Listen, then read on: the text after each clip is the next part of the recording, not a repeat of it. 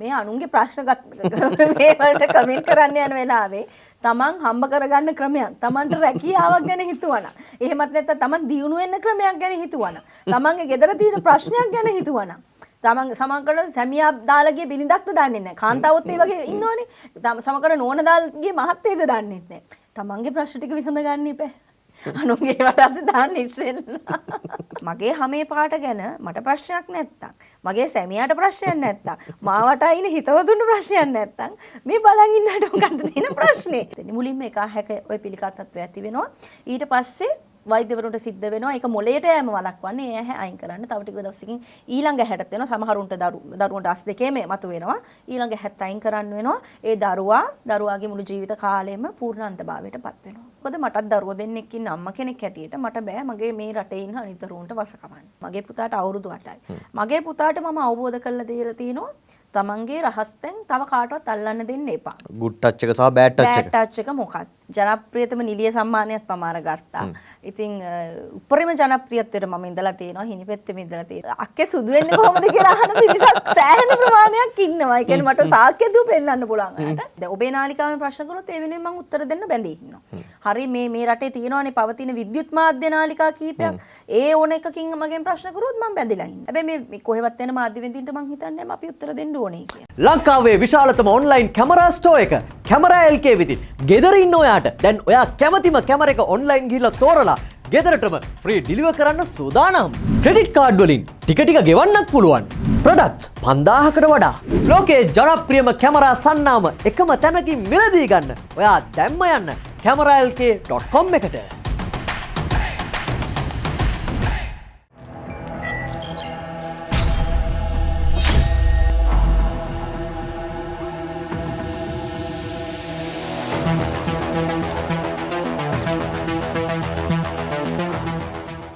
සම්පූර්ණ නම බුද්ධිමා උෂාදි හේවාමද්දුම ඇත්තටම මගේ උපැන්නේ නම.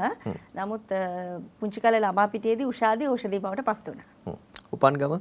උපන්ගම ඇත්තටම මම කොළඹ ඉපදුනේ. හැබැයි මාතරටයි බදුල්ලටයි දෙපැත්තටම මගේ නෑකම් තියෙනවා. පාසල් ගියේ? මුලින්ම කොට්ටාව ධර්මපාල කනිෂ්ඨ විද්‍යාලය, ඊට පස්සේ කොළඹ විසාකා විද්‍යාලය. පවුල විස්තර? අම්මයි තාත්තයි මම පවුලේ එකම දරුවා. දැන් පවුල ඉතින් මගේ මහත්තයයි මමයි අම්මයි තාත්තයිත් ඉන්නවා. ඒ වගේ මගේ පොඩි දරුවෝ දෙන්න දුවයි පුතයි. පළවෙනි ටෙලි නාට්‍ය? පළවෙනිම ටෙලි නාට්‍ය මිෂෙල් ෆොන්සේකා සහ සරත් ධර්මසිරි අධ්‍යක්ෂණය කරපු සැඩසුලන්. දැන් මේනකොට ටෙලි නිර්මාණ කීයකට දායකත්වය ලබා දුන්නාද? 65ක් විතර. 65ක්. ලැබුණ ඇගයීම් සම්මාන?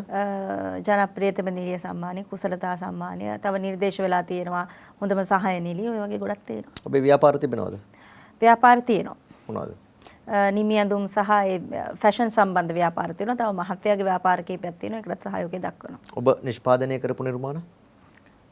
නිෂ්පාදනය කළා ඇත්තටම මමයි මගේ මහත්තයයි දෙන්නම එකතු වෙලා. එකක් ශ්‍රියානි අමරසේන මහත්මිය අධ්‍යක්ෂණය කරා. ඒක ඉතාලිය රූගත කිරීම, ලංකාවේ ඉතාලිය දෙකේම රූගත කිරීම කළා. ඊළඟ එක තුෂාරි අබේසේකර මහත්මිය අධ්‍යක්ෂණය කරපු අසමජ ජාතියකින් ටෙලි නාට්‍ය. මම ආදරෙන් පිළිගන්නවා ස්ටෑන්ඩ් බයි විත් ලහිරු වැඩසටහනට ඕෂධි හේවා මද්දුම. බොහොම ස්තුතියි අපේ ඇරයුම බාරගත්තට. මට ඕෂධි මුලින්ම කියන්නකෝ ඔබේ දේශපාලනයේදී ඔබ අසාර්ථකයිද? නැත්නම් වැරදුනාද? මෙහෙමයි එකපාරක් ඡන්දේ පෙරදුනා කියලා මට හිතෙන්නේ නැහැ ඒක අසාර්ථකයි කියලා ලහිරු. මම දකින්න එකක් මම පහුගිය අවුරුදු 5ක් වගේ තමයි කාලයක් තමයි ක්‍රියාකාරී දේශපාලනයට යොමු වෙලා හිටියේ.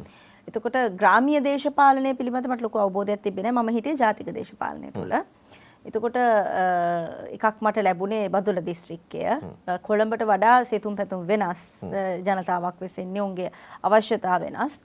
අනිත් එක තමයි මාව එක පාටම වැටුනේ මහමැතිවරණයකට, පාර්ලිමේන්තු මැතිවරණයකට. ඒ කියන්නේ නගර සභා, ප්‍රාදේශ සභා ගොඩක් අය එන්නේ එතනින් පටන් අරන් එහෙම එන්නේ උඩට. ඒතකොට ඒ අත්දැකීම් එක්ක කෙනෙක්ට අතන ළඟා කරගන්න හරි පහසුයි. පරිණත වෙන්න පුළුවන්. ඉතින් මට එක පාටම දැන් මම ටිකක් කරකෝලත් ඇරියා වගේ එකක් වුණා. හැබැයි මම ලොකු උත්සාහයක් දැරුවා. මං සතුටු වෙනවා මම ගත්ත මනාප ප්‍රමාණය පිළිබඳව. මොකද ඒ කියන්නේ බදුල්ලට මම නෑකම් කිව්වට බදුල්ල හිටියේ නැහැනේ මම ඇත්තටම කොළඹනේ හිටියේ. ඒතකොට එහෙමත් වෙලා එහෙම ගිහිල්ලා ඇත්තටම මට ඒ වගේ ප්‍රමාණයක් මනාප ලැබීම ගැන මං ඇත්තටම සතුටු වෙනවා. දේශපාලනය නිසා ඔබට මුහුණ දෙන්න සිදුවෙච්ච ලොකුම විවේචනය මොකක්ද? හුඟක් විවේචන තියෙනවා. ඇත්තටම මම කලාකාරණියක් හැටියට මගේ නමට හානියක් කරගත්තු කෙනෙක් නෙවෙයි. මම ගෞරවනීය විදිහට හිටපු කෙනෙක්. අදටත් මම හොඳ පෞල් ජීවිතයක් තියාගෙන ඉන්න කෙනෙක්. ඉතින් ප්‍රශ්නේ තියෙන්නේ දේශපාලනයට ගෑවීමත් එක්ක ප්‍රතිවිරුද්ධ කණ්ඩායම් වල කට්ටිය මට මඩ ගහන්න ගත්තා. හැබැයි ඕන්ට කිසි විටකත් මගේ චරිතයට මඩ ගහන්න බෑ. අදටත් ඒක බෑ. මොකද ඒකට හේතු නැහැ. ගොඩක් අය මගේ ගහන්නේ මගේ බාහිර රූපයට. මගේ හැම පාටට ඒ වගේ බොහොම මේ බාල බොළඳ දේවල් වලට තමයි මඩ ගහන්නේ. ඉතින් ඒක මුලදී මම පොඩක් සැලුණත් ඊට පස්සේ මගේ සැමියා කියපු දේ තමයි මොකද්ද මේ ඔයා ගණන් ගන්න එපා මේ හැම පාටට ගහනවා කියන්නේ මහා විහිළුවක්නේ. ඉතින් ඇත්තටම මේ ඒක ගැන ඔයා හිතන්න එපා ඒක එච්චර ගණන් ගන්න එපා කොහොමද දැන් නම් ඉතින් මට සාමාන්‍ය දේවල් බවට පත් වෙලා. තාමත් අදටත් ඉතින් ඕකට තමයි ගහන්නේ එකම දේ. දැන් ඔබ අවසානයේට රූගත කිරීම වලට සහභාගී වෙච්ච නාට්‍ය මොකද්ද? අවසානයේට සිනමා නිර්මාණ කීපයකටම සම්බන්ධ වුණා. ටෙලි නාට්‍යයක් ගත්තොත් මගේම නිෂ්පාදනයට තමයි සහභාගී වුණේ. හරි දැන් තුරුපයි අරුම ගන්නේ ඔබ වසර 15කට ආසන්න කාලයක්වත් මේ ශාස්ත්‍රයේ ඉන්නවනේ. ඔව් 2004 ඉඳන්. 2004 ඉඳලා. ඔව් 17ක්. 17ක්. ඔව්. දැන් මේ වසර 17 ගත්තම ඖෂධි ඔබේ පටන් ගත්ත තැන සහ අද ඉන්න තැන ගත්තම මුලින්ම ටෙලි නාට්‍යයකට සම්බන්ධ වෙච්ච ඖෂධි සහ අවසාන නිර්මාණයට දායක වෙච්ච ඖෂධි අතර ඔබ දකින වෙනස මොකක්ද? ඒ කියන්නේ කලාකාරණියක් හැටියට. කලාකාරණයක් රංගන ශිල්පිනියක් හැටියට. රංගනයෙන් මම හිතනවා යම්කිසි තැනකට මම ඇවිල්ලා ඉන්නවා කියලා සහ අත්දැකීම් එක්ක ඒ කාලේ බොහොම ඒ කියන්නේ ඒ වයසත් එක්ක බොහොම තරුණ ලඳ බොළඳ චරිතනේ අපිට කරන්න හම්බුනේ පෙම්වතියගේ චරිත. හැබැයි ඒ අතරේදී මට ඒ කියන්නේ විවාහ වෙන්න කලින් ඉඳන්ම මට ගොඩක් මව්වරුන්ගේ චරිත පවා රංගපාන්න ලැබුණා. ඒ වගේම මම සුදු චරිතම විතරක් නෙවෙයි රංගපෑවේ. අහිංසක චරිත විතරක් නෙවෙයි. විවිධ රංගපරාසයන්ට යන්න පුළුවන් චරිත මට රංගපාන්න ලැබුණා. ඒක මම ලැබපු වාසනාවක්. ඉතින් ඒකත් එක්ක බලනකොට මම හිතනවා මෑත කාලේ මම රංගනයට දායක වුණා හරි අඩුයි. පහුගිය අවුරුදු 5ක් 7ක් වගේ කාලය ඇතුළත ගත්තොත් ඊට කලින් මම ගොඩාක් රංගපෑම් වලට දායක වුණා. ඒකට හේතුව මම හිතන්නේ මේ අපේ ටෙලි නාට්‍ය ක්ෂේත්‍රයත් වෙනස් වුණානේ. රැල්ල වෙනස් වුණා. ඒ රැල්ල වෙනස් වුණත් එක්කම චුට්ටක් අපි ටෙලි නාට්‍ය වලින් ඈත් වුණා. ඒ රැල්ලට ඖෂධිර මුණ දෙන්න බැරි වුණාද? නෑ රැල්ලට මං හසු වුන්නේ නෑ. හසු වුන්නේ නෑ? හසු වුන්නේ නෑ. මං ඕන කවින්ම හසු වුන්නේ නෑ. මොකද ඒ රැල්ල give up කරාද? ඒක give up කළා. මොකද ඒ රැල්ලට මං කැමති නෑ. ඒකට හේතුවක් තියෙනවා. දැන් මේ රැල්ල ගැන කතා කරොත් මේ මෙගා රැල්ල ගැන කතා කරොත් මුලින්ම පටන් ගත්ත කාලේ කෙනෙක් තමයි මම. ඒ කියන්නේ 2005 කාව්‍යා කියන ටෙලි නාට්‍ය මෙගා ටෙලි නාට්‍ය ගණයට අයිති වෙන එකක්. ඒ කාලේ තමයි මම කාව්‍යා රඟපෑවේ. එතකොට මේ මෙගා කියලා එකක් හිතලවත් නැති කාලේ ලංකාවේ. හැබැයි ඒකෙම මට එපා වුණා මෙගා කියන දේවල්. ඒ කියන්නේ මම අවුරුද්දක් රඟපෑවා ඒකේ.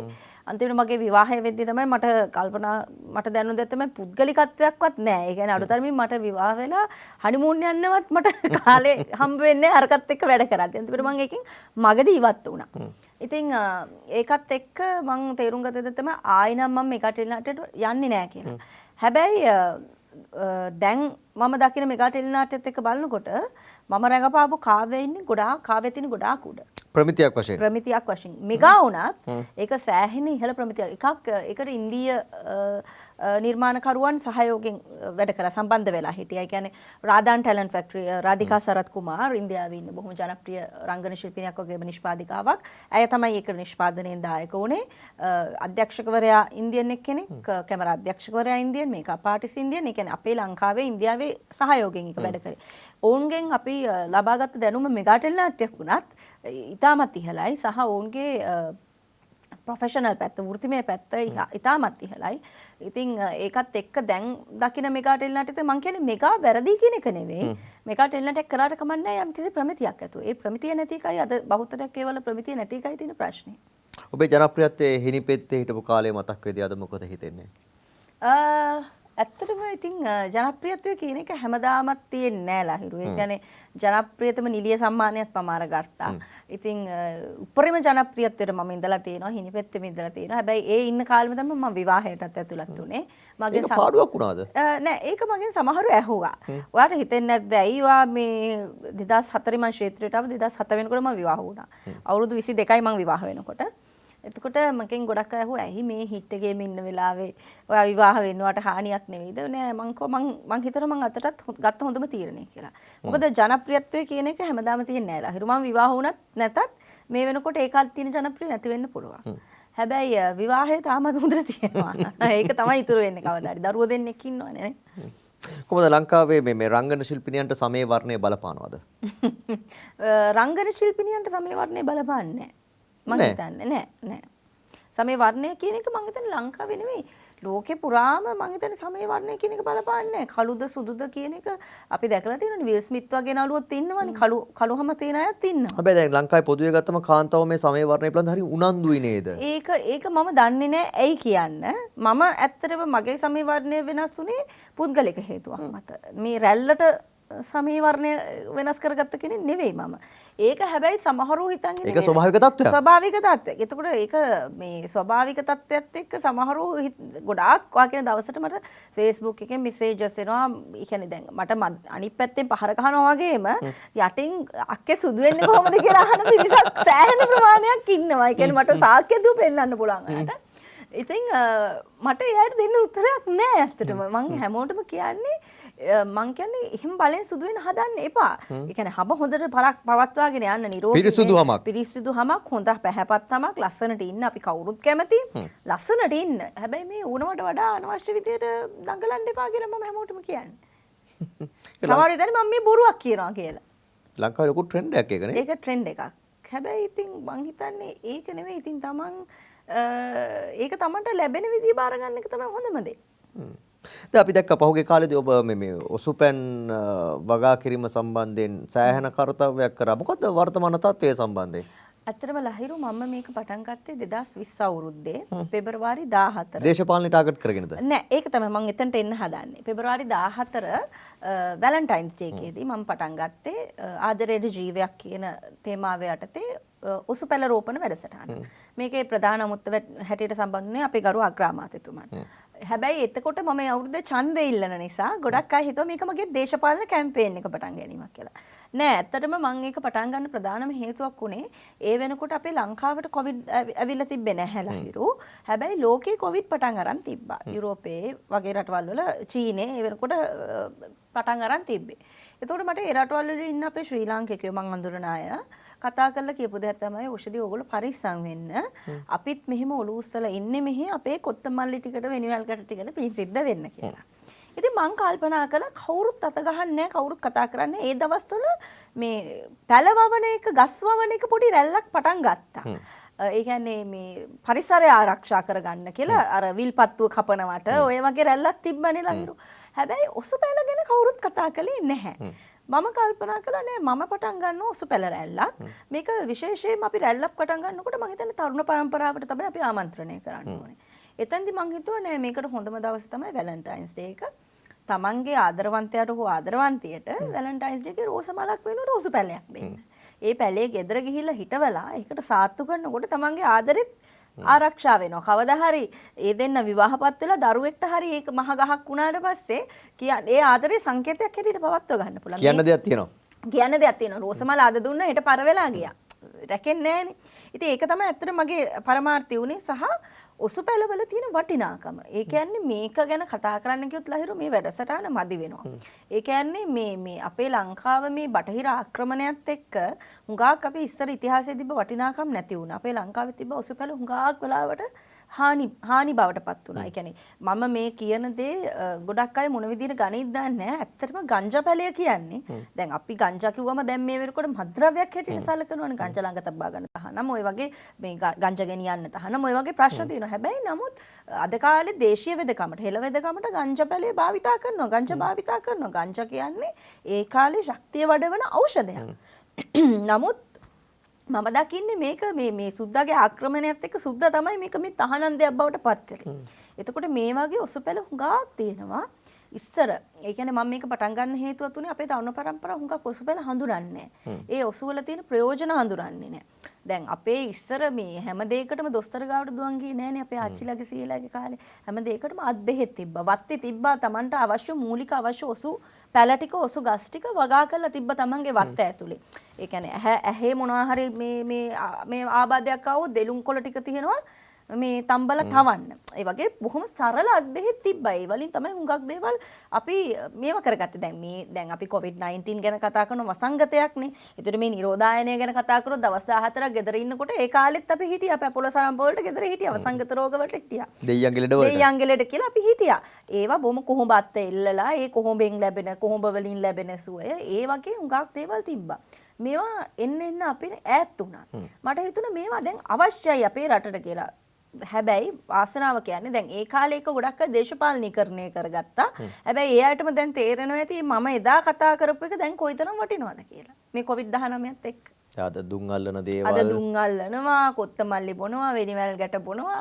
මොනවද නු කරන්නේ නේ? ඔබේ නමත් පහුගිය දවස්වල ඈඳුරා නේද කරාපිටියේ වෛද්‍යවරයෙක් සම්බන්ධයෙන් විශේෂයෙන්ම කොවිඩ් සම්බන්ධයෙන් ඖෂධයක් නිර්මාණය වුණා කියන තොරතුර මත නිවුස් එක මත. මොකක්ද උනේ අතර? මොකක්ද ඔබේ සම්බන්ධය? මං කියන්න ලහිරු. ඇත්තටම කරාපිටියේ වෛද්‍ය සම්පත් ගුණවර්ධන කියන්නේ මගේ සැමියාගේ හොඳම හිතවතෙක්. මගේ සැමියා ඔහු කියන්නේ ડોක්ටර් ගැන කතා කරොත් ડોක්ටර් ඇවිල්ලා ඇමරිකාවේ හියුමන් එනර්ජි සම්බන්ධව පර්යේෂණ පවත්වලා ඇමරිකාවේ 5-6 වතාවකට වඩා ගිහිල්ලා ඒ පිළිබඳව ලෝකයේ ඉන්න ගොඩාක් රටවල් වල මිනිස්සුන්ට දේශන පවත්වපු කෙනෙක් හියුමන් එනර්ජි සම්බන්ධයෙන්. ඔහු විවිධ පර්යේෂණ කරන කෙනෙක්. මගේ සැමියාත් වෛද්‍යතුමත් එක්ක ડોක්ටර්ත් එක්ක වරක් ඇමරිකාවට ගිහිල්ලා තියෙනවා. ඒ දේවල් මගේ සැමියා එහෙන් දැකලා තියෙනවා. එතකොට එතුමාගේ වටිනාකම මගේ මහත්තයා දන්නවා. මේ අතර තමයි දෙවෙනි රැල්ලෙන් පස්සේ ડોක්ටර් කිව්වේ මෙහෙමයි අපි කොවිඩ් සුව වෙන දෙයක් නිෂ්පාදනය කරලා තියෙනවා මම දෙයක් හොයාගෙන තියෙනවා මේක පොඩ්ඩක් බීලා බලන්න කියලා මුලින්ම ඕක පරීක්ෂා කරන ගොඩේ මගේ මහත්තයාත් හිටියා. ඒ කියන්නේ මේ හියුමන් ටෙස්ටිං වලට මගේ මහත්තයා හිටියා මම හිටියා අපි ඔක්කොම බිව්වා මේක. ඉතින් බිව්වම මේක කරලක් ඇත්තටම ලහිරු බිව්වත් එක්කම කියන්නේ මේක ඇඟට දැනෙන සුවය සහ යම්කිසි අපි හිතමු කොවිඩ්ම වෙන්න ඕනේ නැහැ. හෙම්බිරිස්සාවක් වුණක් ආවත් අපි ඇත්තටම ওই කරලක් පාවිච්චිට ගත්තා. ගත්තට පස්සේ ඇත්තටම අපිට ඒකේ සහනයක් තිබුණා. ඉතින් මේකත් එක්ක මට ලොකු විශ්වාසයක් තිබ්බා මේකෙන් යම්කිසි දෙයක් මට කොවිඩ් හැදිලා නැති වුණාට මේකෙන් යම්කිසි ශරීරයට දෙයක් වෙනවා කියන විශ්වාසය මට තිබ්බා. ඒ කියන්නේ වෛද්‍යවරයාගේ විශ්වාසය මත තමයි මේ සියල්ල. වෛද්‍යවරයාගේ විශ්වාසය සහ ඒ වෛද්‍යවරයාගේ අයියා ගැන සහෝදරයා ගැන කතා කළොත් ડોක්ටර් නන්ද ගුණවර්ධන ආචාර්යවරයෙක්. ආචාර්යවරයෙක් කියන්නේ රසායන විද්‍යාව පිළිබඳ ආචාර්ය උපාධියක් තියෙන පේරාදෙණිය යුනිවර්සිටි එකේ රිසර්ච් යුනිට් එකේ ඩිරෙක්ටර් කෙනෙක් කියලා. ඔහු ඒ කියන්නේ ලෝකේ උඟාක් හොයාගත්ත නව සොයා ගැනීම කණ්ඩායම් වල හිටපු කෙනෙක්. ඒ කියන්නේ ඔබට උනත් Google search කරද්දී ඔහු ගැන හොයන්න පුළුවන්. ඔහුත් ඉන්නවා මේ කරල හොයා ගැනීමේ එක තැනක. එතකොට මේ ડોක්ටර් සම්පත් ගුණවර්ධනයි ડોක්ටර් නන්ද ගුණවර්ධනයි තවත් MBBS ડોක්ටර්ස්ලා දෙන්නෙක්. ඒ කියන්නේ මේ ડોක්ටර් සම්පත් ගුණවර්ධන කියන්නේ MBBS ડોක්ටර් කෙනෙක්. සුදුසුකම් ලත් වෛද්‍යවරයෙක්. බටහිර වෛද්‍ය විද්‍යාවේ සුදුසුකම් ලත් වෛද්‍යවරයෙක්. ඉතින් මට අවිශ්වාස කරන්න කිසිම හේතුවක් නැහැ. මම හිතන්නේ අපි කාටවත් ඒ කියන්නේ දැන් අපි මීට කලින් පැණිය ගැන කතා කරානේ. පැණියට ගහනකොට මම දන්නේ නැහැ පැණිය හොඳද නරකද හරිද වැරදිද කියලා. හිරු මම ඇත්තටම පැණිය බීලා නැහැ. ඇත්ත කියන්න එපා. හැබැයි සමහරු එක කොටසක් කියනවා නෑ පැණියෙන් සාර්ථක ප්‍රතිඵල ලැබුණා. සමහරු එකට බනිනවා. එතකොට පැණියට ආපු ප්‍රධානම චෝදනාව තමයි පැණිය නිෂ්පාදනය කරපු ධම්මික මහත්මයා කපු මහත්තයෙක් ඔහු වෙද මහත්තයෙක් නෙවෙයි කියන එක. හැබැයි මේකෙදී අපිට මේ චෝදනාව නගන්න බෑ ලහිරු. මේකට සම්බන්ධ වෙලා ඉන්න 4 දෙනාම ඒ විද්‍යාව සම්බන්ධ ක්වොලිෆයිඩ් 4 දෙනෙක්. ඒ කියන්නේ ලෝකයේ පිළිගත් සුදුසුකම් සහිත 4 දෙනෙක්. ඉතින් එතකොට අපිට අවිශ්වාස කරන්න කිසිම හේතුවක් නැහැ මේක. ඉතින් ඒකත් එක්ක තමයි මම ඒ වෙනුවෙන් පෙනී හිටියේ. හුඟක් අය හිතුවා අපි බ්‍රෑන්ඩින් කරනවා කියලා. ඇත්තටම දැන් මම කලාකාරණයක් ඉදිරියට ඔබ ඔය සඳහා පෙනී ඉන්න කීයක් අය කරාද? රුපියලක්වත් නැහැ ලහිරු. මම වගකීමෙන් කියන්නේ පුළුවන් නම් ඕන කෙනෙක්ට ඔප්පු කරලා පෙන්නන්න. මම මුදල් අරන් පෙනී හිටපු දේවල් තිබ්බා ඉස්සර. ඒ කියන්නේ යම් රූපලාවන්‍ය නිෂ්පාදන අපි ගොඩක් ඒවට පෙනී හිඳලා තියෙනවා කලාකාරණයක් හැටියට. ජනප්‍රිය චරිතයක්. ජනප්‍රිය චරිතයක් හැටියට. ඒ කියන්නේ මම විතරක් නෙවෙයි ලෝකේ පුරාම කලාකරුවන් ක්‍රිකටර්ස්ලා ඔය වෙනුවෙන් පෙනී හිටිනවා. හැබැයි මගේ ඉතිහාසයේ මම කවදාවත් ලහිරු ශරීරයට අහිත කරන දේවල් පිළිබඳව මම පෙනී හිටලා නැහැ. ඒ මුදල් අරගෙන පෙනී හිටපු ඒවා පවා මම යම්කිසි භාවිතා කරගෙන අත්දැකීමත් එක්ක තමයි මම පෙනී හිටලා තියෙන්නේ. ඒ කියන්නේ මම ඉස්සර පාවිච්චි කරලා බලනවා. ඒකෙන් මට හානියක් නැත්තම් විතරයි මම ඒ වෙනුවෙන් පෙනී හිටින්නේ. මුදල් දුන්නා කියලා පාවිච්චි කරන්නේ නැහැ. කියන්නේ බ්‍රෑන්ඩ් එකක් ඔබව අප්‍රෝච් කර පමණින් මේක බාරගන්නේ නැහැ. කවදාවත් නැහැ. ඒක මම වගකීමෙන් කියන්නේ. ඒ වගේමයි සමාජයට අහිත කර දේවල් වලට මම මෙච්චර කාලයකට මුදල් අරගෙනවත් පෙනී හිටලා නැහැ. අපේ රටේ අදටත් වසවිස සහිත කිරිපිටි වර්ග තියෙනවා. මට ආරාධනා ලැබිලා තියෙනවා මගේ දරුවත් එක්ක ඒ වෙනුවෙන් පෙනී හිටින්න කියලා. මම ගිහිල්ලා නැහැ. මට ලක්ෂ ගණන් වලින් ගෙවන්න ඕන් කතා කරලා තියෙනවා. මම කවදාවත් පෙනී හිටිලා නැහැ. ඒ මොකද මට හිතට එකකව කරන්න බෑ. මටත් දරුවෙක් ඉන්නවා. මං කොහොමද මට දරුවෙක් ඉඳෙදි මං කොහොමද දැන මේ රටේ අනිත් දරුවන්ට වසවිස පොවන්නේ. ඉතින් ඒ හිතට එකකව මට ඒ දේ කරන්න බැරි නිසා මං ඒ වගේ උඟාක් දේවල් අතෑරලා තියෙනවා. ඉතින් ඒ නිසා මම බොහොම බය නැතුව මේක වෙනුවෙන් ඉදිරිපත් උනේ මට මේක ගැන තියෙන විශ්වාසයත් එක්ක. මොකද මම අදටත් විශ්වාස කරනවා දැන් අපේ රටේ බටහිර වෛද්‍ය විද්‍යාව, ආයුර්වේද වෛද්‍ය විද්‍යාව හෙළවැදකම කියලා තුනක් තියෙනවා. හුඟක් අය මේ පටලව ගන්නවා ආයුර්වේද වෛද්‍ය විද්‍යාවේ හෙළවැදකමයි. ආයුර්වේද කියන්නේ අපිට අයිති දෙයක් නෙවෙයි. ආයුර්වේදය කියන්නේ ඉන්දියාවෙන් අපිට ආපු දෙයක්. බටහිර වෛද්‍ය විද්‍යාව වගේම ඉන්දියාවෙන් අපිට ආපු දෙයක්. හැබැයි හෙළවැදකම කියන්නේ අපේ රටේ අවුරුදු 2500කටත් වඩා එහා ඉතිහාසයක් තියෙන අපි රාවණාව විශ්වාස කරන අයත් ඉන්නවා රාවණාව විශ්වාස නොකරන අයත් ඉන්නවා. අපි කතාවට කියන රාවණාගේ කාලේ ඉඳන් පැවතින දෙයක් කියලා හෙළවෙදකම. හැබැයි දැන් ඕක ගැටලුනේ ඔෂදී දැන් ඕක පසු ඔය පිළිබඳ සොයා බලපු රට.lk එකේ මාධ්‍යවේදියෙක් කරපු ලිපියත් එක්ක විශේෂයෙන්ම ඔහු සඳහන් කළ තිබ්බ දෙයක් තමයි වෛද්‍යවරයා හම්බුණා වෛද්‍යවරයා මේ සඳහා නිවැරදි පිළිතුරු ලබා දුන්නා. ඊට පස්සේ මම ඔබවත් දුරකථන මාර්ගයෙන් සම්බන්ධ කරගන්න උත්සාහ කරා වරක් දෙවරක් ඔබ මට කතා කළා. ඒ වෙලාවේ ඔහු චෝදනා වගේක් නැගුවා. එතකොට මං කිව්වා මම දැනුවත් නම් එහෙම නෑ. ඉන්න මං ડોක්ටර් කෙන් අහලා මං කියන්නම් කියලා. ඊට පස්සේ මට ડોක්ටර්ම කිව්වා නෑ කතා කරන්න යන්න එපා එයාත් එක්ක. එයාත් එක්ක උත්තර දෙන්න තේරුමක් නෑ කියලා. ඒ කියන්නේ දැන් මෙහිමයි. වැදගත් නාලිකාවකට හරි නිල මාධ්‍ය නාලිකාවකට හෝ නිල පුවත්පතකට වගේ නම් ලහිරු මං බය නැතුව උත්තර දෙනවා. ඔය සමාජ මාධ්‍ය ජාලාවල ඒ කියන්නේ හරි හැම රෙජිස්ට්‍රේෂන් එකක්වත් නැතුව එහෙම කරන මාධ්‍යවේදීන්ට වැඩක් නෑ අපි උත්තර දීලා. මොකද එහෙම මාධ්‍යවේදීන් අර ගොසිප් හොයන මාධ්‍යවේදීන්ට ඇත්තටම උත්තර දීලා වැඩක් නෑ. හරි නාලිකාවෙන් හැද. ඔබේ නාලිකාවෙන් ප්‍රශ්න කරොත් ඒ වෙනුවෙන් මම උත්තර දෙන්න බැඳී ඉන්නවා. හරි මේ රටේ තියෙනවානේ පවතින විද්‍යුත් මාධ්‍ය නාලිකා කීපයක්. ඒ ඕන එකකින් මගෙන් ප්‍රශ්න කරුවොත් මම බැඳිලා ඉන්නවා. ඒ වගේම හරි ලියාපදිංචි පුවත්පත් තියෙනවානේ. ඒකකින් කතා කරොත් මම ඕන වෙලාවක උත්තර දෙන්න ලෑස්ති. හැබැයි මේ කොහෙවත් යන මාධ්‍යවේදීන්ට මම හිතන්නේ අපි උත්තර දෙන්න ඕනේ කියලා. හැබැයි ඔවුන් මතු කරපු දෙයක් නේ විශේෂයෙන්ම මේ කිසිම තැනක මේක ඖෂධයක් හැටියට ලියාපදිංචි වෙලා නැහැ. මං කියන්නම් ඒකට හේතුව. ඖෂධයක් හැටියට කිසිම දෙයක් මේ වෙනකොට අපේ ලංකාවේ ලියාපදිංචි කරන්න බෑ ලහිරු. අවුරුදු 2ක ක්ලිනිකල් රිසර්ච් ක්ලිනිකල් ට්‍රයල්ස් අවශ්‍ය වෙනවා ඖෂධයක් මේ ලංකාවේ ලියාපදිංචි කරන්න. ඒක මේ ලංකාවේ තියෙන නීති රාමුවත් එක්ක. එතකොට මේ COVID-19 වසංගතයට අවුරුදු 2ක් අපිට ක්ලිනිකල් ට්‍රයල්ස් කර ඉන්න පුළුවන්ද? ප්‍රායෝගික නෑනේ. හැබැයි මේක ආහාරයක් හැටියට අනුමත වෙලා තියෙනවා. ආහාර අතිරේකයක් හැටියට ශරීරයට අහිතකර නෑ කියන එක. ශරීර අභ්‍යන්තරයට හානියක් නොවන ආහාරයක් හැටියට භාවිතා කරන්න පුළුවන් කියලා. ඉතින් මම කියන්නේ මේකයි. මේක මම හැමතිස්සෙම කියන දෙයක් තමයි මේ කරල කොවිඩ් සුව කරගන්න හොඳ කරලක්. මේක ඖෂධයක් කියන්නේ නෑ මම. මම කියන්නේ දැන් අපි කියනවානේ තිබ්බටු කන්න, තල්න බටු කන්න කොවිඩ් වලට හොඳයි කියලා. ඉතින් එතකොට එහෙමනම් තිබ්බටුයි තල්න බටුයි අපි තහනම් කරන්න ඕනේ. විහිළුවක් නෙලා ඒ වගේ මේ කියන කරලත් මේ පාවිච්චියට ගන්න සුව වෙනවා. කොවිඩ් සුව වෙනවා.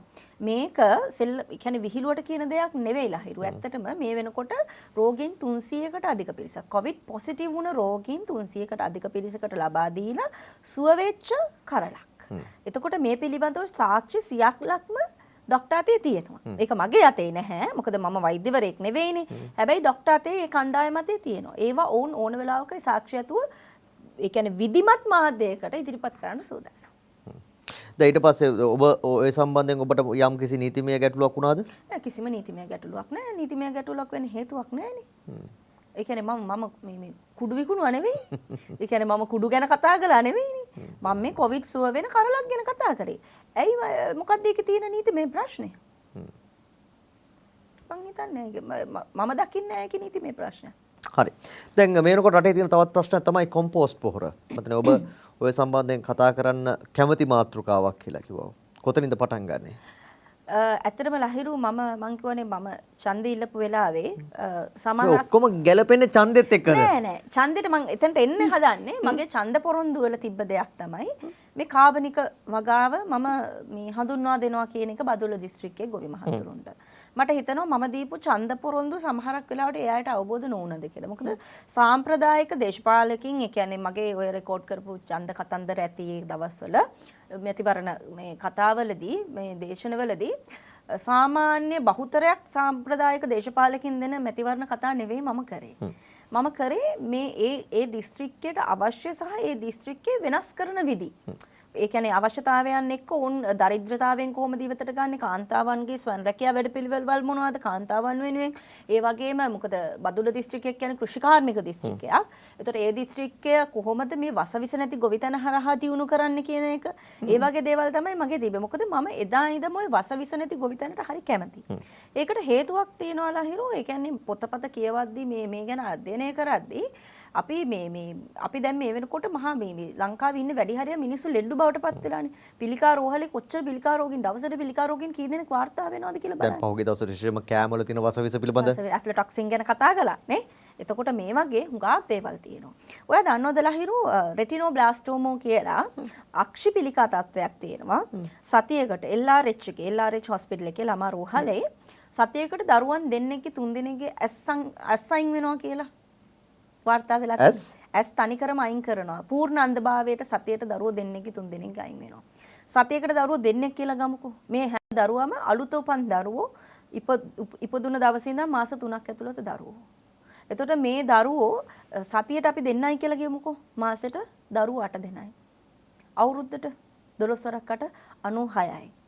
අපේ අනාගත පරම්පරාව පූර්ණ අන්ධභාවයට පත් වෙන්නේ. මුලින්ම එක හැක ওই පිළිකා තත්ත්වය ඇති වෙනවා. ඊට පස්සේ වෛද්‍යවරුන්ට සිද්ධ වෙනවා ඒක මොලේට යෑම වළක්වන්නේ ඒ ඇහැ අයින් කරන්න. තව ටික දවසකින් ඊළඟ ඇහැට වෙනවා. සමහරුන්ට දරුවන්ට අස් දෙකේම මතු වෙනවා. ඊළඟ ඇහත් අයින් කරන්න වෙනවා. ඒ දරුවාගේ මුළු ජීවිත කාලෙම පූර්ණ අන්ධභාවයට පත් වෙනවා. මාස 3ක අඩු අත දරුවෙක්ගේ ඇස් අයින් කරන වෛද්‍යවරුවෙක්ගේ මානසිකත්වය මොන වගේ කියලා හිතනවාද? මේක අපේ රටේ ඇත්ත තත්ත්වෙලා හිරු. මේවා එළියට එන්නේ නැහනේ. ඇයි මේකට හේතුව? මෙතනින් 85%කට වැඩි මව්වරුන් මේ දරුවන්ගේ මව්වරුන්ගෙන් 85%කට වැඩි රසායනික පොහොර භාවිතා කරන ගෙදර රසායනික පොහොර භාවිතා කරන ගොවි පවුල්වල මව්වරු. රසායනික පොහොර තමයි 85%කට වඩා මේ තත්ත්වයට හේතු සාධක වෙන්නේ. එතකොට CKD එහෙමත් නැත්නම් chronic kidney disease හඳුනා නොගත් වකුගඩු රෝගය. මම බදුල්ල දිස්ත්‍රික්කයේ වැඩ කරද්දී මහියංගනය මහවැලි සී කලාපය ගිරාඳුරු කෝට්ටේ ඒ වගේ පැතිවල මට බදුල්ල දිස්ත්‍රික්කයට අයිති වෙන පැති වකුගඩු රෝගයෙන් පීඩා විඳින අවුරුදු 2.5 දරුවොත් ඩයලිසිස් කරනවා අවුරුදු 2.5 දරුවන්ට. එතකොට මේකට ප්‍රධානම හේතුව මේ වෙනකොට හොයාගෙන තියෙනවා මහාචාර්ය චන්න ජයසුමන මහත්මයා. දැන් මේ වර්තමානයේ උකට ඇමතිවරයෙක් එතුමා රිසර්ච් රිපෝට් එකක් හදලා තියෙනවා. ඒකට බහුතරයකට මේ ප්‍රධානම හේතුව වෙන්නේ මේ රසායනික පොහොර සහ කෘමිනාශක භාවිතය කියන එක. මම හොයාගත්තේම නෙවෙයි මේවා. එතකොට මේ වෙනකොට ඔයා දන්නවද රහිරු ලෝකේ 12 වෙනි භයානක රෝග අතරින් 12 වෙනි ස්ථානයේ තියෙන්නේ ඇන්ටිබයොටික් රෙසිස්ටන්සි. ප්‍රතිජීවක ප්‍රතිරෝධය. ඒ කියන්නේ දැන් අපේ රටේ අපි පුරුදු වෙලා ඉන්නවා දාන්තන් හිම්බිරිස්සාවක් හැදුනත් ඇන්ටිබයොටික් එකක් ගන්න. සමහර ડોක්ටර්ස්ලා ඉන්නවා හිම්බිරිස්සාවකට ගියත් ටක් ගාලා ලියලා දෙන්නේ ඇන්ටිබයොටික් එක. මම ඒකයි කිව්වේ මම හැමතිස්සෙම විශ්වාස කරන දෙයක් තමයි මගේ තියෙන අරමුණ තමයි අපේ රටේ මේ සංස්කෘතික විප්ලවයක් ඇති වෙන්න ඕනේ. සංස්කෘතික වෙන්න ඕනේ අංශ තුනක් තියෙනවා. මෙඩිකල්චර්, ෆුඩ් කල්චර්, ඇග්‍රිකල්චර්. හරිද? මෙඩිකල්චර් කියන එක මම අර ඉස්සෙල්ලා කිව්වා වගේ ඒක අපේ දේශීය ඔසු වලට අපි මීට වඩා තැන දෙන්න ඕනේ. දැන් බටහිර වෛද්‍ය විද්‍යාව වැරදි කියනව නෙවෙයි. එතනින් ගොඩාක් දේවල් සිද්ධ වෙනවා. නමුත් අපේ දේශීය ඔසු හරහා අපිට කරන්න පුළුවන් ගාක් දේවල් තියෙනවා. නැවත වතාවක් අපි ඒ දේවල් එළියට ගන්න ඕනේ. මේකේ තියෙන හොඳ දේවල් ටික අපි එළියට ගන්න ඕනේ. ෆුඩ් කල්චර් එක ඔන්න ඔය ඇෆ්ලටොක්සින් වගේ දේවල් නැති කරලා හරි ආහාර පැවැත්මක් හදාගන්න එක. ඇග්‍රිකල්චර් එක තමයි මේ රසායනික පොහොර භාවිතය කෘමිනාශක භාවිතය ඉවත් කරලා සම්පූර්ණයෙන්ම මේ කාබනික වගාව පැත්තට පෙළඹෙන එක. මේ ප්‍රතිජීවක ප්‍රතිරෝධය ඇති වෙන්න එක හේතුවක් තමයි මේ කෘමිනාශක භාවිතය සහ රසායනික පොහොර භාවිතය. ඒකට හේතුව දැන් අපි ෆාමින් කිව්වම ඇග්‍රිකල්චර් කිව්වම මේ ෆාමින් ඒ කියන්නේ ෆාමිනුත් අයිති. කුකුල් පැටියාගේ කියන්නේ අපි කන කුකුල් මස් කෑල්ල ඉඳන් මේ අපි ගන්න එලකිරි ටික ඉඳන් ඒ හැමදේම අයිති ඇග්‍රිකල්චර් කියන දෙයට. ඒ කියන්නේ අපි වවාගෙන කන දේ විතරක් නෙවෙයිලා හිරු. ඔය කොයිතරම් කෘත්‍රිම හෝමෝන විතරක් නෙමෙයි ඇන්ටිබයොටික්ස් කුකුල් පැටිය ඉපදින දවසේ ඉඳන් කුකුලා මරණ දවස වෙනකන් දවස ගානේ ඇන්ටිබයොටික් කෝස් එකක් දෙනවා කියලා දන්නවද? ඒක හුඟක් අය දන්නේ නැහැ. ඒ ඇන්ටිබයොටික් කෝස් එක දවස් 30 ගාණක් කියමුකෝ අපි කුකුලා ජීවත් වෙන්නේ. දවස් 30 ගාණ මේ ඇන්ටිබයොටික් ටික අපි අවසානයේදී අපේ ඇඟට දා ගන්නවා. එළ දෙන්නට දෙනවා ඇන්ටිබයොටික් කෝස් එක. එළ කිරිවල ඒ ඇන්ටිබයොටික්ස් තියෙනවා. ඒව තමයි අපි මේ ඇඟට දාන්නේ. අන්තිමට මේ ප්‍රතිජීවක කියන දේවල් අපිට ඇඟට මේව කරලා මේව මේ ඇඟට වැදිලා අන්තිමට ප්‍රතිජීවක කියන ඒවා ඇන්ටිබයොටික්ස් කියන ඒවා අපිට අහන්න නැති තත්යකටපත් වෙනවා. තව අවුරුදු 20ක් යනකොට ලෝකේ පළවෙනි තැනට එන භයානක රෝගයක් බවට පත් වෙන්නේ ඔන්න ඔය ඇන්ටිබයොටික් රෙසිස්ටන්සි කියන රෝග තත්ත්වය ප්‍රතිජීවක ප්‍රතිරෝධය. මොකද මිනිස්සුන්ට තනිකරම ප්‍රතිජීවක කියන එක අහන්න නැති තත්ත්වයකටපත් වෙනවා. ඉතින් ඕකත් එක හේතුවක්. ඔන්න ඔය කරුණුත් එක්කලා හිරෝ මම හිතපු දෙයක් තමයි දැන් අපි කාපුවට වඩා වසවිස දැන් අපේ දරුවෝ කනවා. එතකොට පොඩි දරුවාගේ ඉඳන් පිළිකා තත්ත්වයක් නැති වෙනවා. විවිධ සමහරකට ජීවිතේට අහලා නැති පිළිකා දැන් එළියට එනවා. ඇයි මේක වෙන්නේ? මේ සම්පූර්ණයෙන්ම මේ අපේ පැවැත්මත් එක්ක මේක සමහරක් වෙලාවට මේ ඇත්තටම මේක මම දකින්නේ බහුජාතික සමාගම් හරහා විදේශ රටවල් හරහා මේ අපේ ලංකාවට පැමිණි මේ වසංගත වලට වඩා භයානකයි මේ දේවල්. ඉතින් මේක අපි දැන්වත් අවබෝධ කරගෙන දැන්වත් මේකෙන් ඈත් වෙන්න ඕනේ. මේ අවබෝධය ලබා ගත්තට පස්සේ අපි පුළුවන් තරම් ඈත් වෙන්න ඕනේ. ඕගනික් කියන එක දැන් ට්‍රෙන්ඩ් එකක් බවට පත් වෙගෙන එනවා.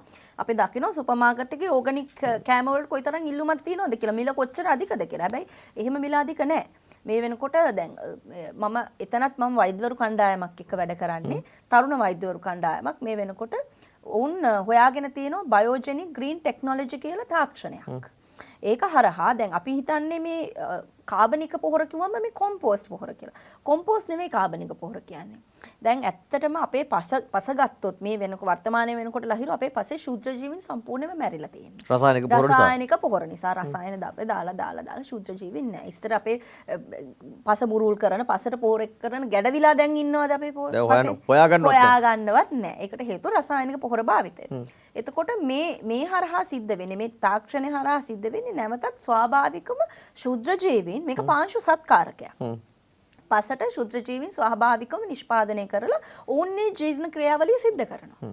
මේ හරහා තමයි මේ ශාකයට පෝෂණය ලබා දෙන්නේ. එතකොට ශාකයක් වර්ධනයට මූලිකව අවශ්‍ය NPK ඒ ටික ඔක්කොම ලැබෙනවා. නයිට්‍රජන්, පොටෑසියම්, පොස්පේට් ඔය ටික ලැබෙනවා. එතකොට පොස්පේට් එක පවා මේ තාක්ෂණය ඔස්සේ දැන් අපේ එප්පාවල පොස්පේට් ආයතනයක් තියෙනවානේ. පොස්පේට් ආයතනයේ දැන් මේ වෙනකොට අපි පොස්පේට් කඩලා රොක් පොස්පේට් හැටියට තමයි එප්පාවල පොස්පේට් එකෙන් පුද්ගලික ආයතන වලට ලබා දෙන්නේ. එතකොට පුද්ගලික ආයතන වලින් මේක ජීර්ණ ක්‍රියාවලියට ඒ කියන්නේ පසට සුදුසු විදිහට කරන්න සල්ෆියුරික් අම්ලය යොදාගෙන තමයි මේ පොස්පේට් එක ජීර්ණය කරන්නේ. සල්ෆියුරික් අම්ලය මම හිතන රසායන විද්‍යාව දන්න කෙනෙක් දන්නවා සල්ෆියුරික් අම්ලය කියන්නේ කොයිතරම් සැර අම්ලයක්ද කියලා. කොයිතරම් විසක්ද කියන එක. දැන් TSP හැටියට ට්‍රිපල් සුපර් ෆොස්ෆේට් හැටියට විදේශ රටවල් වලින් අපි ආනයනය කරනවා. මේ සල්ෆියුරික් අම්ලය යොදා ජීර්ණය කරන ලද ෆොස්ෆේට්. ඉතින් මේක වෙනුවෙන් අපි යෝජනාවක් ඉදිරිපත් කරලා තියෙනවා පොස්පේට් ආයතනයට. මම දන්නේ ඒව කෙරෙයිද නැද්ද කියලා. අර මයික්‍රෝබ්ස් හරහා ශුද්‍ර ජීවීන් හරහා නැවත වතාවක් මේ පොස්පේට් එක ස්වාභාවික බයෝ පොස්පේට් එකක් ස්වාභාවික විදිහට පසට දැමීමට සුදුසු විදිහට නිර්මාණය කරන්න. ඉතින් ඒකයි මං කිව්වේ කරන්න අය හුඟක් ඉන්නවා මේ ලංකාව ඇතුලේ. මං කිව්වේ අර දැන් කොරෝනා වලට සුව වෙන්න කරල හොයාගත්ත වෛද්‍යවරු වගේම මේ පොහොර හදන්න මේ 100%ක්ම ඕගනික්. මේ පොහොර 100%ක්ම ඕගනික් ඕන තැනක විද්‍යාත්මකව දැන් ඔක්කොම රිපෝට් අරන් තියෙන රිසර්ච් රිපෝට්ස් අරන් තියෙන්නේ. ඉතින් ඒ හැම දෙයකටම අපේ රට ඇතුලේ මිනිස්සු ඉන්නවා. හැබැයි මේ මිනිසුන්ට එන්න දෙනවද කියන එක ප්‍රශ්නයක් තියෙනවා. අපේ රටේ භයානක මාෆියා දෙක තමයි ඖෂධ මාෆියාව සහ පොහොර මාෆියාව. ඒ කියන්නේ අපේ රටේ කරන දෙයක් නෙවෙයි විදේශ රටවල් වලින් සහ බහුජාතික සමාගම් වලින් පාලනය වෙනවා. කන්ට්‍රෝල් කරන්නේ. ඉතින් මේකත් එක්ක හැප්පෙන්න ටිකක් අමාරුයිලා. මේකත් එක්ක හැප්පෙන මේ මාතෘකා දෙකක් එක්ක තමයි මමත් එකතු වෙලා ඉන්නේ. සමහරකට මටත් ඉස්සරහට තර්ජන එන්න පුළුවන් බලපෑම් එන්න පුළුවන්. හැබැයි මම හිතට එකඟව මම වැඩ කරනවා. මොකද මටත් දරුවෝ දෙන්නෙක් ඉන්න අම්මා කෙනෙක් හැටියට මට බෑ මගේ මේ රටේ ඉන්න අනිත් දරුවන්ට වස කවන්න. හරි දැන් දරුවෝ දෙන්නෙක්ින් අම්මා කෙනෙක් හැට රටේ ජනප්‍රිය අයිකොන් එකක් හැටියට මේ දරුවන්ව සමාජයට මුදාහරණ කොට වර්තමානයේ තියෙන සමාජ සංසිද්ධිත් එක්ක කොහොමද දෝෂදී කොයි වගේ අභියෝගයක්ද අම්මා කෙනෙක් හැටියට තියෙන්නේ? පැහැදිලිවම අද කාලේ අහන දකින්න දේවත් එක්ක ලහිරු ඇත්තටම මේ දරුවන්ට වෙන හානි. ඒ කියන්නේ දරුවන්ට ඇත්තටම දරුවන්ගේ අපචාර, ළමා අපචාර, ළමා හිංසනය මේ වගේ දේවල් හුඟක් අපිට වාර්තා වෙනවා. ගොඩක් වෙලාවට මේ දරුවෝ හිංසනයට ලක් වෙන්නේ අපචාරයන්ට ලක් වෙන්නේ පිටායගෙනුත් නෙවෙයි. සමහරක් වෙලාවට පවුලේ ඇතුළේම ඉන්න තමන්ගේ අයගේ. එතකොට මම දකින දේ තමයි මූලික වශයෙන්ම දරුවාට අවබෝධය ලබා දීලා තියෙන්නේ. අපේ තියෙනෝනේ අපේ සංස්කෘතියත් එක්ක අර හැමදේම දෙමව්පියෝ දරුවන්ට හංගන ගතිය. හැබැයි මම ඒක දකින්නේ නැහැ. මොකද මම දකිනවා බටහිර සංස්කෘතිය හැටියට මං හිතන්නේ අපි බටහිර සංස්කෘතියෙන් ගන්න ඕන හොඳ දේවල් තියෙනවා නරක දේවල් තියෙනවා. දරුවන්ට මේ ලිංගික අවබෝධය කියන දේවල් අපි පුංචි කාලේ ඉඳන්ම දෙන්න ඕනේ. කියන්නේ මහලු කොට නෙවෙයි නමුත් දරුවාගේ වයස හැටියට. දැන් මගේ පුතාට අවුරුදු 8යි.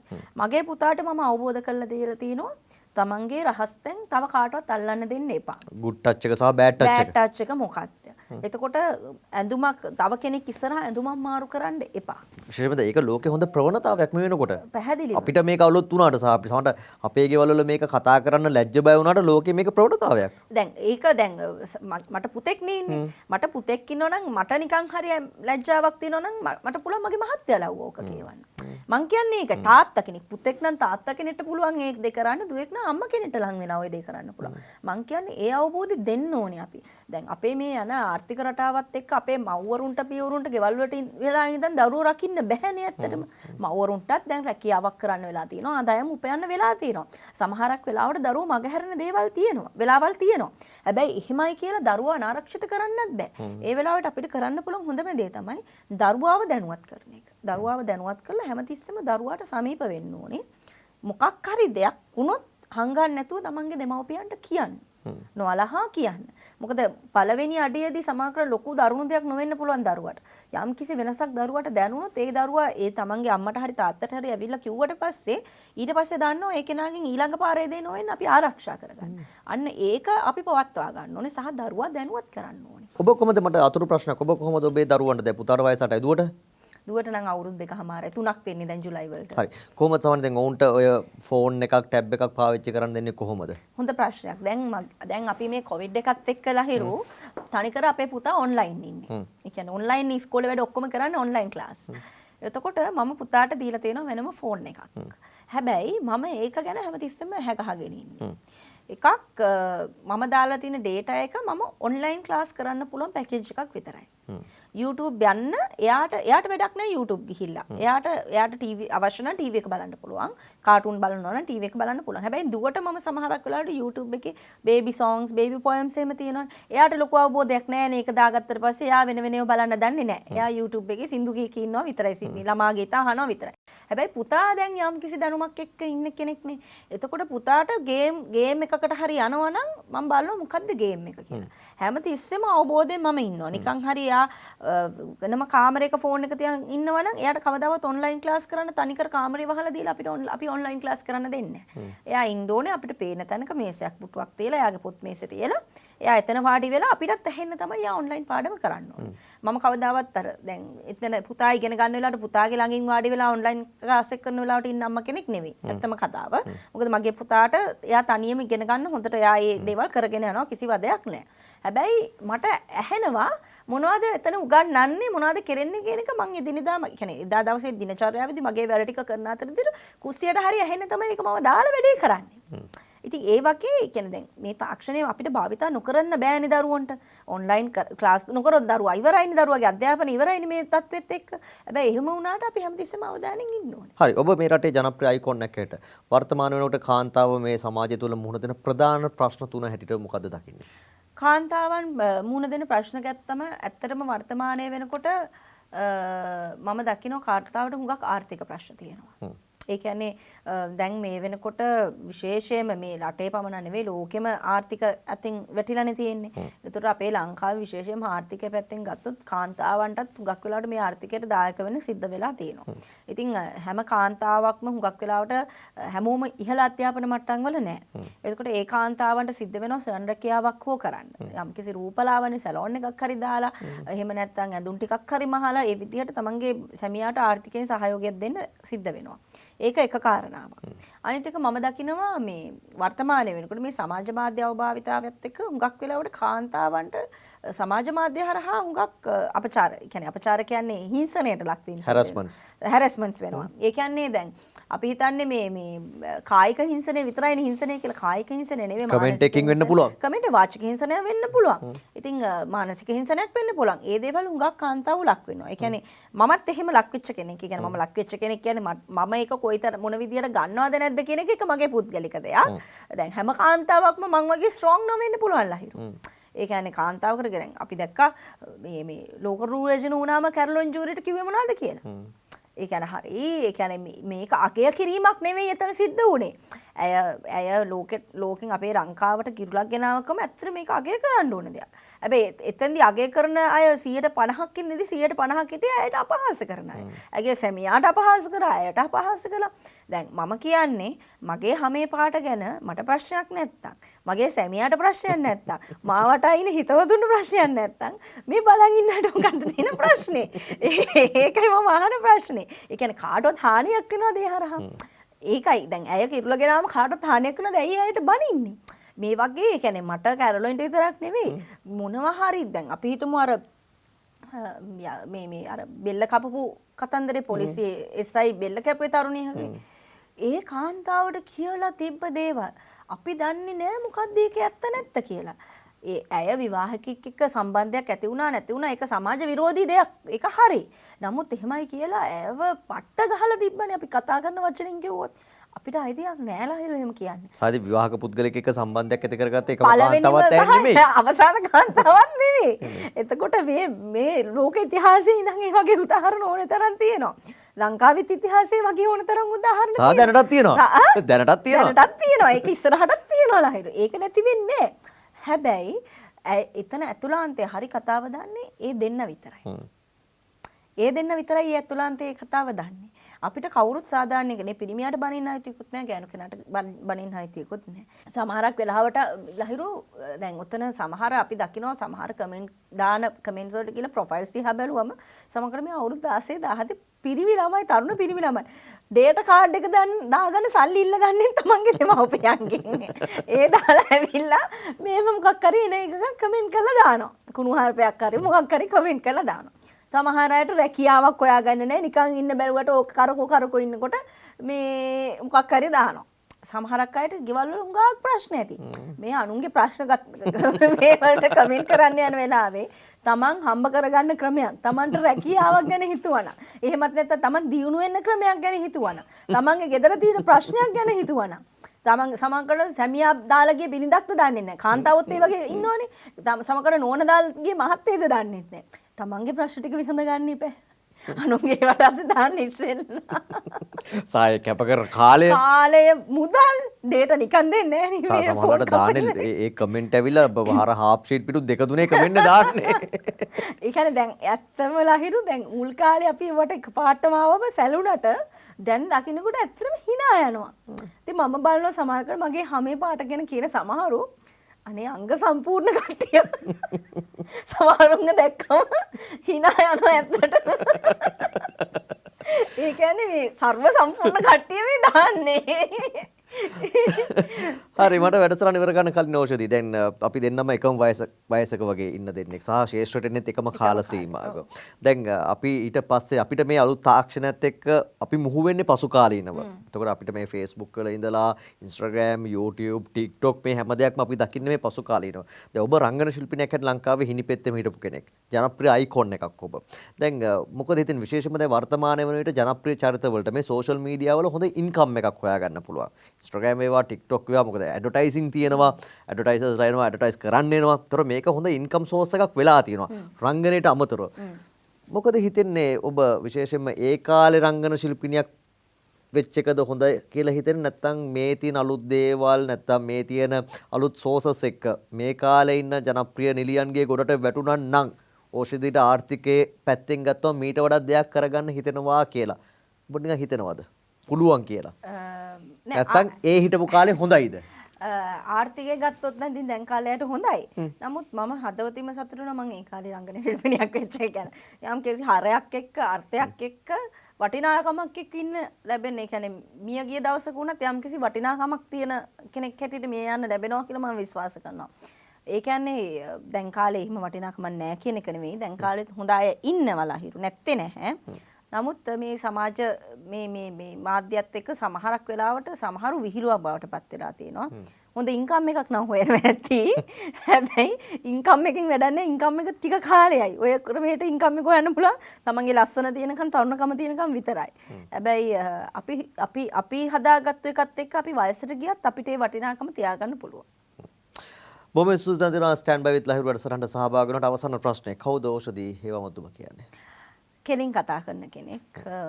මම සාමාන්‍යයෙන් ඒ කියන්නේ මට ඒ කියන්නේ මම හොඳයි කියලා හිතන දේ මම වෙනුවෙන් මම ඕන වෙලාවක පෙනී හිටිනවා. මට වාසියක් තිබ්බත් නැතත් මම ඕන වෙලාවක හොඳයි කියන දේ වෙනුවෙන් පෙනී හිටිනවා සහ හිතට එකගව වැඩ කරන කෙනෙක්. මට මොන දේ ලැබුණත් වැඩන්නේ මගේ හිතට එකග නැත්තම්.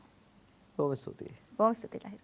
ලංකාවේ විශාලතම ඔන්ලයින් කැමරා ස්ටෝ එක කැමරා LK විදින් ගෙදර ඉන්න ඔයාට දැන් ඔයා කැමතිම කැමර එක ඔන්ලයින් ගිහිල්ලා තෝරලා ගෙදරටම ෆ්‍රී ඩිලිවර් කරන්න සූදානම්. ක්‍රෙඩිට් කාඩ් වලින් ටික ටික ගෙවන්නත් පුළුවන්. ප්‍රොඩක්ට්ස් 5000කට වඩා. ලෝකේ ජනප්‍රියම කැමරා සන්නාම එකම තැනකින් මිලදී ගන්න. ඔයා දැම්ම යන්න cameralk.com එකට.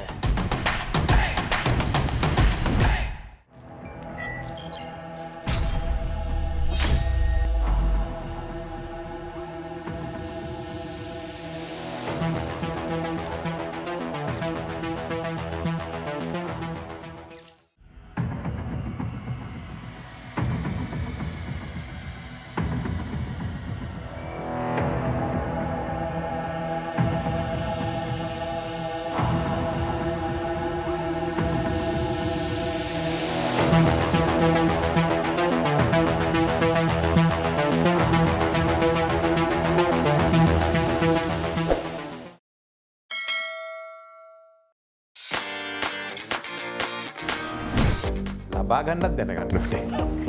ඉතින් හෙළිදරව්ව වැඩසටහනට TV back to school. ඔන්ට්‍රාගණින්ද ස්වාස් නෑ අපි මේ ලෝකල් සිස්ටම් ෆේස් ටු ෆේස් වැඩසටහනක්.